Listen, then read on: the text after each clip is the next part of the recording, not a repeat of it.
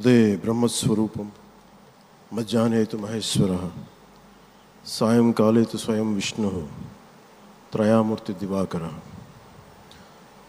ముందుగా సూర్య భగవానునికి నమస్సుమాంజలి తెలియజేస్తూ యోగ విద్యను అందించిన ఆదియోగి పరమశివునికి, ఆ మహాయోగ విద్యని మనకి పతంజలి మహర్షి యోగశాస్త్ర రూపంలో అందించారు. వారిరువురి పాదపద్మములకు నమస్కారాలు. మన యోగ విశిష్టతను, గొప్పదనాన్ని ఋగ్వేదంలో ఉన్న మహానుభావులు తెలియజేస్తే దానిని ప్రపంచవ్యాపితం చేసిన దార్శనికులు మాత్రం గౌరవ ప్రధానమంత్రి శ్రీ నరేంద్ర మోదీ గారు. భారతీయ సనాతన ధర్మం తాలూకు విశిష్టతను యోగా ద్వారా విశ్వవ్యాపితం చేసిన ఘనత ఆయన సొంతం. యోగా సాధకులు ఎంతటి దృఢచిత్తాన్ని కలిగి ఉంటారు, ఒత్తిడి జయించి సంకల్ప సాధకులుగా ఎలా నిలబడతారన్న దానికి కూడా మన గౌరవ ప్రధాని శ్రీ మోదీజీ గారు నిలువెత్తు ఉదాహరణ. ప్రపంచ యోగా దినోత్సవం యావత్ భారతవానికి, భారతీయులకి దక్కిన గౌరవం. సరిగ్గా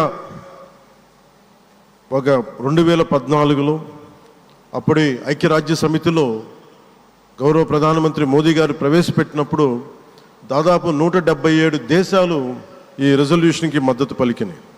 ఇంతమంది మద్దతుని కూడగట్టగలిగి ఈ రోజున మనకి 2015 నుంచి యోగా దినోత్సవం ప్రారంభమైంది. ఈ రోజున గౌరవ ప్రధానమంత్రి మోదీజీ గారి పిలుపు మేరకు మనం మొదట విశాఖ 11వ యోగా దినోత్సవ సంబరాలకు వేదిక అయింది. శ్రీ మోదీజీ గారి సమక్షంలో గౌరవ ముఖ్యమంత్రి వర్యులు శ్రీ చంద్రబాబు నాయుడు గారి కృషితో ప్రపంచ రికార్డుకు వేదికగా నిలిచింది.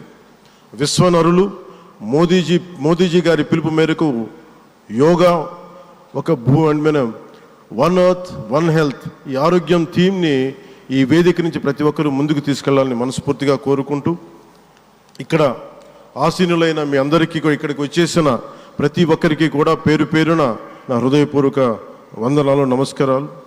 అలాగే గౌరవనీయులైన గవర్నర్ గారి శ్రీ అబ్దుల్ నజీర్ జీ గారికి, గౌరవ ముఖ్యమంత్రి శ్రీ నారా చంద్రబాబు నాయుడు గారికి, civil aviation minister Kinjarapu Rammohan Naidu గారికి, అలాగే మనకి Ayush minister of state independent charge Shri Prataprao Jadhav గారికి, అలాగే వేదిక పైన ఉన్న ప్రతి ఒక్కరికి, గౌరవ కేంద్ర మంత్రివర్యులకి, రాష్ట్ర మంత్రివర్యులకి, ప్రతి ఒక్కరికి పేరు పేరున ధన్యవాదాలు తెలియజేసుకుంటూ సెలవు తీసుకున్నాను. జై భారత్, జై హింద్.